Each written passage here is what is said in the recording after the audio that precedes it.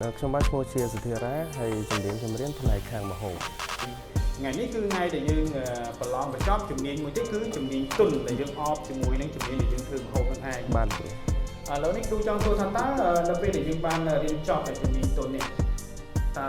យើងចេះអីខ្លះឬក៏ជំនាញទុននោះផ្ដល់ផលប្រយោជន៍អីខ្លះទៅលើជំនាញទុនក្រោយការបញ្ចប់ខ្ញុំបានចេះពីការទំនាក់ទំនងជុំវិញមូលដ្ឋានមជ្ឈដ្ឋានជុំវិញដូចជួបជាមួយបងថ្មីសួរវិស័យតាក់ទងទំនាក់ទំនងជាមួយពួកគាត់ហើយប្រោះឡូបាត់ផ្សោតគ្នាទៅវិញទៅមកហើយដោះស្រាយបញ្ហាការងារជាក្រុមគ្រូបាទអរគុណច្រើននៅពេលដែលយើងបើកហាងលក់ម្ហូបហើយអតិថិជនមកស្ដីឲ្យយើងងាយខឹងទេឆាប់ខឹងទេម្ដងអត់ងាយខឹងទេដោយសារតែផ្នែកនេះយើងមានបានរៀនខាងចិត្តសាស្ត្រទីទូដែរបាទចិត្តសាស្ត្រនៃការអត់ធ្មត់ទ្រាំមិនបានអញ្ចឹងណាដើម្បីយើងសម្រួលដោះស្រាយស្ថានភាពហ្នឹងហើយប្រសិនបើមាននរណាម្នាក់មកថាឲ្យយើងដូចរិះគន់យើងមានអារម្មណ៍ខឹងឬក៏យើងមានអារម្មណ៍របៀបមិនដែរយើងត្រូវតាំងចិត្តឲ្យគិតគូរយកមតិរបស់គាត់យកមកគិតសិនថា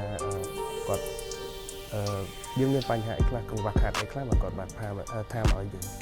បាទអញ្ចឹងការរិះគន់ជួនកាលគេដើម្បីស្ថាបនាទេគេមិនរិះគន់ជន់ប្លេចទេណាបាទអញ្ចឹងយើងយកមកគិតតើបងអូនមានមតិយោបល់ឬក៏មានការអរគុណរបៀបម៉េចទៅកាន់ពួកគាត់ដែរជាដំបូងខ្ញុំសូមអរគុណដល់រាជរដ្ឋាភិបាលនិងសម្ដេចសពដីដែលបង្កើតកម្មវិធីមលៀម5សែននាក់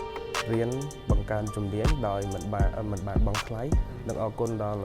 សាលា NIEI និងអរគុណដល់លោកគ្រូអ្នកគ្រូដែលបានផ្ដល់ជំនាញហើយនិងតតិជាច្រើនសម្រាប់